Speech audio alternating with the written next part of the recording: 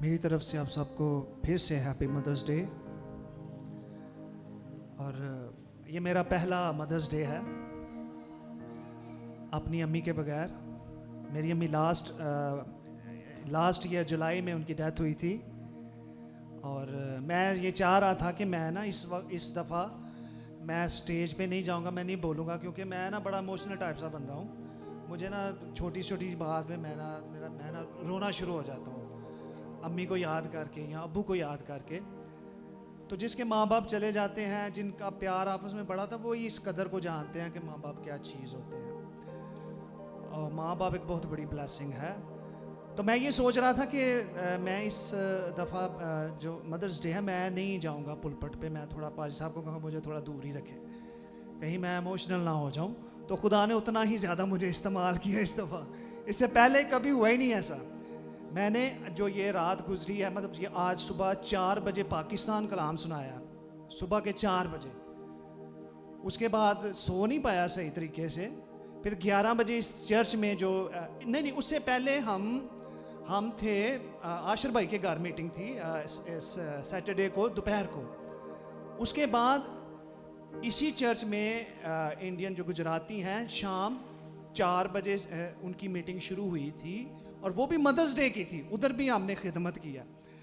उसके बाद सुबह 4 बजे पाकिस्तान चर्च में, और सुबह 11 बजे इस चर्च में मैंने प्रीच किया, इंडियन चर्च में। और अब इधर खुदा का शुक्र है कि मैं खड़ा हूँ। तो जितना मैं बच रहा था उतना ही खुदा ने मुझे इस मदर्स डे पर मुझे इस्तेमाल किया है। और मैं एक दफ़ा भी नहीं रोया। आमीन। शुक्र है कि खुदा ने मुझे ये हिम्मत दी कि मैं ना रोऊं अपनी अम्मी को याद करके। क्योंकि ये पता है आपको, ये रिश्ता ऐसा है, जब आप ऐसे खड़े होकर याद करते हैं वो आप कंट्रोल कर ही नहीं पाते, वो आपके कंट्रोल में नहीं होता। तो खुदावंद का शुक्र है, मैं अपनी अम्मी के लिए उनकी शुक्रगुजारी करता हूँ। अगर आज मैं यहाँ खड़ा हूँ तो उनकी दुआओं के वसीला से मैं यहाँ खड़ा हूँ। और मैं इस बात का ईमान रखता हूँ कि वो अच्छी जगह में है। थोड़ा सा कलाम मैं भी आपके साथ शेयर करूँगा। कुछ चीज़ें बहन आसमा ने और बहन अम्बरीन ने और सना ने, अगस्टीना ने बहुत अच्छी बातें, जो सुनाने वाली बातें थी वो उन्होंने ऑलरेडी सुना दी हुई हैं। यही कुछ है, जहाँ कहीं भी आप मदर्स डे पे कलाम सुनेंगे तो वो यही आयतें आपको जो है वो मिलेंगी, बार बार यही कलाम आपको सुनने में मिलेगा। तो मैं आपको थोड़ा सा बताना चाहता हूँ ये मदर्स डे जो है वो कब स्टार्ट हुआ, इसकी हिस्ट्री क्या है। ये 1908 में इसी मुल्क में वेस्ट वर्जीनिया का एक एरिया है ग्राफ्टन, वहाँ एक लेडी थी एना जेरविस। उसने अपनी माँ को ऑनर करने के लिए इस दिन को मनाने का आगाज़ किया। और जब ये लोगों को पता चला कि इस तरह से कुछ दिन मनाया जा रहा है तो लोगों में ये बात फैली। और 1914 में 1914 में जो यूनाइटेड स्टेट्स का प्रेसिडेंट वुडरो विल्सन था उस टाइम, उसने इसको ऑफिशियली डिक्लेयर कर दिया कि जो 2nd संडे ऑफ मई ये मदर्स डे मनाया जाएगा, माओं को, मदर्स को ऑनर करने के लिए। लेकिन ये तो 1914 में शुरू हुआ, लेकिन खुदा ने इसके बारे में बहुत पहले ही बता दिया है। जो यूनाइटेड स्टेट्स के प्रेसिडेंट ने 1914 में जो चीज़ को डिक्लेयर किया, उसको कहा, वो खुदा ने, अगर हम एक्सोडस 20 बाब और उसकी 12 आयत देखें तो वहाँ खुदा ने कहा तू अपने बाप की और अपनी माँ की इज्जत कर।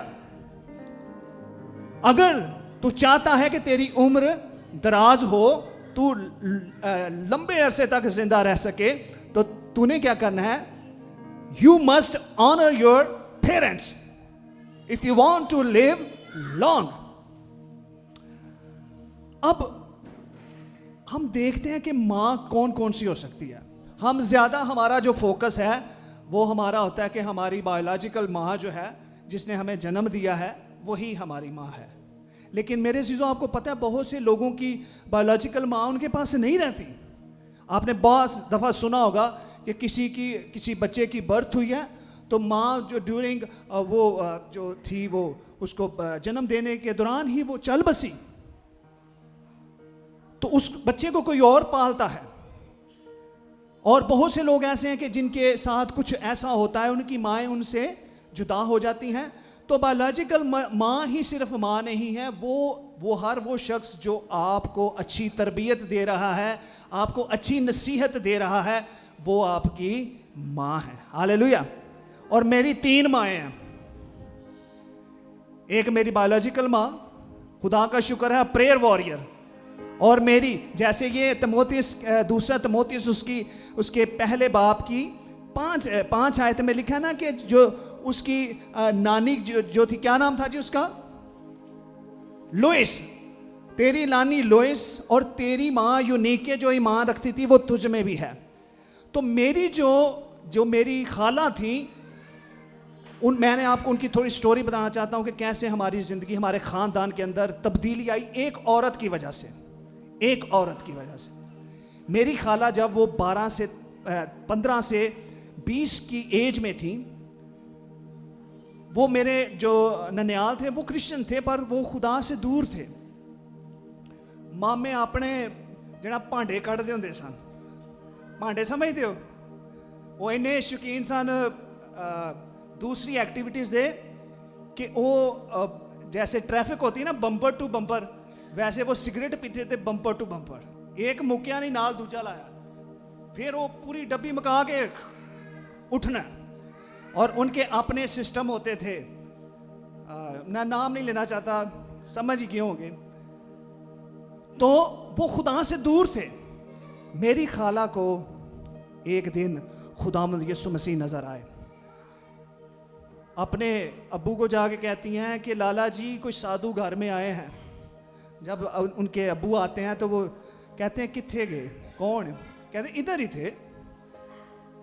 उसके बाद फिर उनको दीदार हासिल होता है और वो देखती हैं कि एक रूमी सिपाही जो है वो खुदावंद यीशु मसीह को थप्पड़ मार रहा है। उन्होंने सही देखा है, उनकी जिंदगी एवं 90 ईयर्स तक उन्होंने शादी के बगैर ही नहीं थे गुजार दिए, उन्होंने सच्ची मुच्ची देखा था।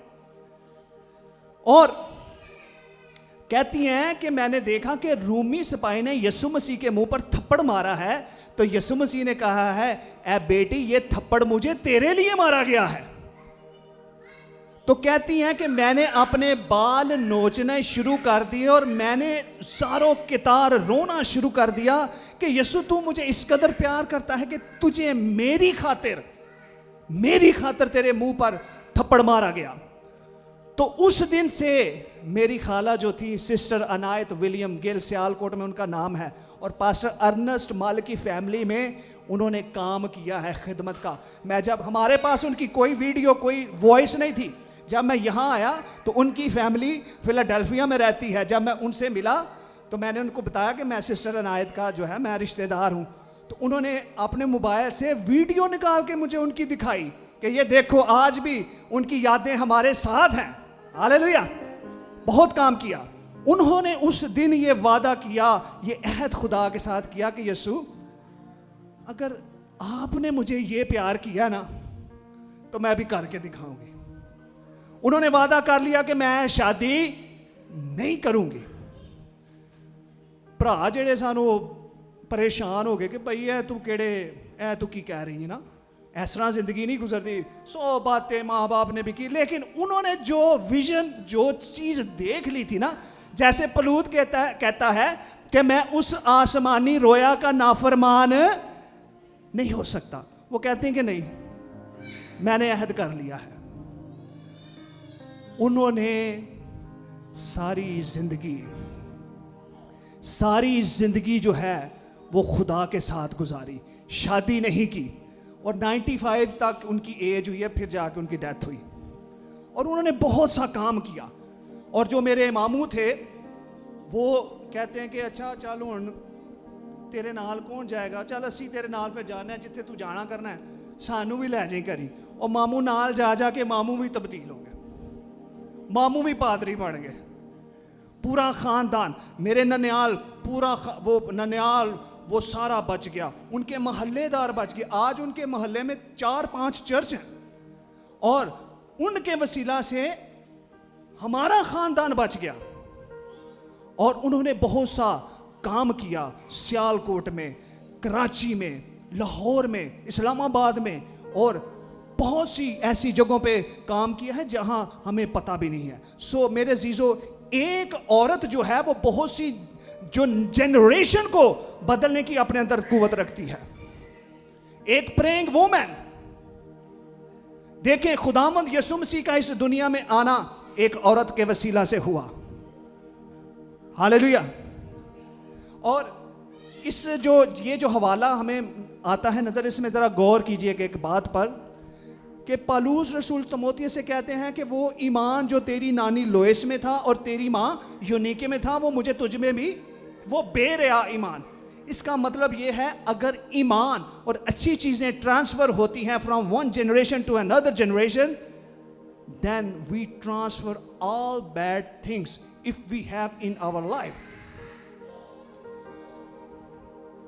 If we transfer faith, good things, if we have inside us, then it is possible we will transfer bad things if the bad things exist inside us. थोड़ी सी अंग्रेजी बोलन डया, वो पीछे दो लोग आए ना, ऐ ना क्योंकि आज बड़ी अंग्रेजी बोलन डया, थोड़ा जिहा उन्होंने तो समझ लगे ना। हालेलुया। तो ये मुमकिन है कि जो चीजें हमारे अंदर हैं वो हमारे बच्चों में, हमारी पुश्तों में, जनरेशन में, आपने कभी सुना होगा ऐदियां सारियां आदतां एदे प्यो ते गईयां। ऐदी आदत किसी तक, कई दफा हमें किसी बच्चे को देख के उसका बाप उसमें नजर आता है, कई अच्छी आदतों की वजह से भी, और कई अगर किसी में अच्छी आदत है तो वो उसके बाप में भी होगी, तो हम कहेंगे यार ऐ ना एदी आदत नहीं है, एदी गल ना अपने प्यो वर्गी है। तो किसी बेटी में अगर कोई खूबियां हैं तो हम कहेंगे ऐ एदी आदत इन्हें अपनी मां को ली। हालेलुया। सो माँ बाप जो है, ये माँ बाप कोई एवं कोई मजाक रिश्ता नहीं है। आप पता नहीं कितने, अगर आपके 4 बच्चे हैं, 5 बच्चे हैं, तो आप 5 खानदानों की जिम्मेदारी आपके ऊपर है। अगर आप जिम्मेदार को नहीं उठाएंगे तो आप उन 5 खानदानों के लिए जो है वो अच्छा नहीं कर रहे। इसलिए इस जिम्मेदारी को उठाना है। बहुत अच्छी बात जो मूसा की मां का हमें जिक्र मिलता है, उसे अपने बेटे से, किसको अपने बेटे से प्यार नहीं है? सबको है। किसको अपनी बेटी से प्यार नहीं है? सबको है। माँ बाप हर माँ बाप अपने बच्चों से प्यार करते हैं। मूसा की माँ भी अपने बेटे से प्यार करती थी, लेकिन क्या हुआ, इधर गौर करने की जरूरत है।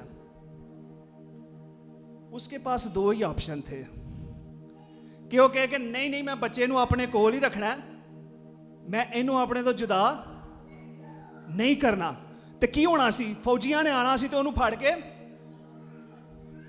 क्योंकि वो खुदा से डरती थी और खुदा पर ईमान रखती थी, उसने अपने बेटे को अपने से जुदा किया। कई दफा हमें अपने बच्चों को बचाने के लिए उनको अपने आप से जुदा करना पड़ता है। उसने जुदा किया, और वही मूसा जिसको उसने दरियाए नील में बहा दिया था टोकरी में डालकर, वही मूसा बहुत से लोगों को पानी के अंदर से लेकर गुजर गया। Hallelujah, hallelujah. वही मूसा जो पानी में डाला गया था, उसकी मां ने हिकमत से काम लिया, अपने आप से जुदा किया। अगर बच्चे साथ रहकर बच नहीं रहे तो उनको जुदा करें। यह है गॉडली मोमेंट्स। अगर असी कहिए नहीं ये कलाम की गल है, असी क्यों करिए जुदा, साडे बच्चे ने, तो फिर हम गॉडली नहीं है, हम मुश्किलात में पड़ेंगे। मूसा की मां जब उसको दरिया में छोड़ के आती है तो वो किधर जाता है? सुनने की बात है, वो बादशाह जो उस वक्त का था, उसकी बेटी उसको पकड़ती है। और तरबियत कौन करता है? मूसा की। सुने मेरी बात को, उसने खुदा के पर ईमान रखते हुए मूसा को अपने से जुदा किया, और फिर उसे मूसा फिर मिल गया। उसने मूसा की तरबियत जो है वो खुद की है। और वही मूसा फिर इस्राएल का लीडर बनता है। हालेलुया। माओ की बहुत बड़ी जिम्मेदारी है जीजो। और अगर आप समझते हैं मैं दुआ तो कर रही हाँ, पता नहीं की हो गया बच्चों नूं, नहीं मैं तो दुआ, ये जी मुकद्दसां वाली दुआ जे ना, वो ऐ नहीं जे कि अच्छा चलो दुआ कर लिए, खुदा तेरा शुक्र है बच्चों नूं बचा ली, ये वो तो थके टुटे अज दुआ कर ली भैड़े जे मूड मजाज नाल। नहीं नहीं नहीं नहीं, अगर काम नहीं ना हो रहा, तुसीं कहंदे दुआवां भी बड़ियां कर रहे, चेंज नहीं आ रहा, फिर तुहानूं पता है special time, special prayer, special चीज खुदा को चाहिए जो आप नहीं दे रहे। उसको आपका स्पेशल टाइम चाहिए। रात को 2 बजे 3 बजे आप उठकर बगैर किसी बोझ को अपने ऊपर लिए के आए, नींद खराब हो गई, मैं की करा हुण, मैनूं नींद नहीं आनी, मैं तो सवेरे मैं थक जावांगी, हाय मर गए, रुड़ गए, की ठीक है बस कर ली सी, बैड ते बह के कर ली सी, ठीक है एवें गुंगलुआं तो जिन्हों कहते हैं पंजाबी च मिट्टी झाड़न वाला काम, ठीक है, वो हम बड़ा एहसान करते हैं, सोफे ते बह के दुआ कर ली बस, ठीक है 5-10 मिनट, कोई स्पेशल टाइम नहीं, ते स्पेशल गल्लां किवें होण। हालेलुया। अगर आप चाहते हैं कि आपके बच्चों के अंदर चेंज आए तो आपको कुछ करने की जरूरत है, एवें ही नहीं जे चेंज होंदे। आज अगर मैं रात को दुआ करता हूं तो ये मैंने अपनी माँ से और अपनी खाला से सीखा है। मेरी खाला जो थी, जब हम उनके घर जाते या वो हमारे घर आती तो क्या होता था, हम जब सो रहे हैं आवाज आ रही करना मासी दुआ करन डे, जो भी कान आए वो दुआ लगे, असी कहना है सौंदे केड़े वेले ने, ते सवेरे साढ़े तो पहला उठ के सानू डांट रहा होना, तुसीं सुत्ते रहना, तुसीं नहीं उठना, तुहां नहीं कुछ करना, हमें डांटना। असी कहना यार है की ये मामला, मतलब रात सारी दुआ भी करते रहे ने ते सुबह फिर उठ गए ने ते सानू डांट रहे ने कि भाई तुसीं सुत्ते ही रहना। ये उनको पता, वो इस राज को पा चुकी थी कि जो स्पेशल टाइम खुदा को देता है, खुदा उनके लिए कुछ स्पेशल करता है। हालेलुया। आज जाओ हाँ किसी के घर ते ओदे लिए कोई स्पेशल ना करो तो तुहाडे लिए कभी भी नहीं करेगा। है जी गल है। खुदा हमसे हमारा दिल मांगता है, खुदा हमसे हमारा टाइम मांगता है, उसे हमारे पैसों से कोई सरोकार नहीं है। आप अगर चाहते हैं आपने जनरेशन्स को, आपने जिंदगियों को, खानदान आपके ऊपर हैं, अगर आप ढील करेंगी तो यकीनन खानदान वैसे खुदावंद में अफजाइश नहीं कर पाएंगे जैसे करनी चाहिए। आप बच्चों को जितने मर्जी लेक्चर दे दें, बच्चों को कुछ भी कहें, बच्चे भूल जाएंगे एक वक्त पर, लेकिन अगर वो आपको दुआ करते हुए, खुदा की हम्द और तारीफ करते हुए देख रहे हैं तो एक वक्त आएगा उनको जब पता होगा कि बातें वो भूल जाएंगे, लेकिन जो आपके एक्शंस हैं वो कभी नहीं भूलेंगे। अगर आप प्रेइंग वुमेन हैं, अगर आप प्रेइंग फादर हैं, तो आपके बच्चे आपको कॉपी करेंगे। उनको याद आएगा कि मेरी माँ और मेरा बाप जब वो मुश्किल में होते थे तो वो रात को उठकर दुआ में खुदा के हुजूर बैठते थे और खुदा हमारी मुश्किलात को हल करता था। अजीजों, दिन बहुत बुरे हैं।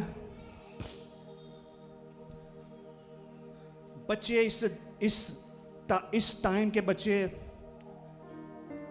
उनके अंदर अबलीस कन्फ्यूजन्स डाल रहा है, क्योंकि माँ बाप को कोई फिक्र नहीं। यहाँ माँ बाप को कोई फिक्र नहीं, बच्चों को अपनी आइडेंटिटी का ही फिक्र पड़ा हुआ है।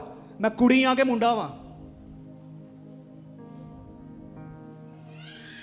वो उनको पता है ये मैं बॉय हूं या गर्ल हूं, लेकिन फिर भी उनको अबलीस ने कन्फ्यूजन में डाल दिया हुआ है कि मैं क्या हूं, मुझे क्या होना चाहिए था। तो मेरे जीजो, अगर आप अपने बच्चों को इन कंफ्यूजन से निकालना चाहते हैं तो आपको एक गॉडली वोमन बनना पड़ेगा। जो अगस्टीना ने सना ने जो हवाला तिलावत किया है, आप उसको जो है इमसाल उसका 31 बाब, उसको ये मैं खास माओं के लिए उसको मैं कहूँगा कि माएँ जो है इसको पढ़ें। जो उसने पढ़ा है कि इज़्ज़त और खुरमत उसकी पोशाक है, वो आइंदा आयाम पर हंसती है। इसके एंड पे लिखा है, लेकिन वो औरत जो खुदा से डरती है स्तुदा होगी, वो ब्लेस की जाएगी, उसका शोहर उसकी इज्जत करेगा, उसके बच्चे उसको मुबारक कहेंगे। और फिर लिखा है और उसके कामों से मजलिस में उसकी सिताइश हो। आज आप मुकद्दसा मरियम की सिताइश करते हैं कि नहीं, कि वो बहुत मुबारक औरत थी।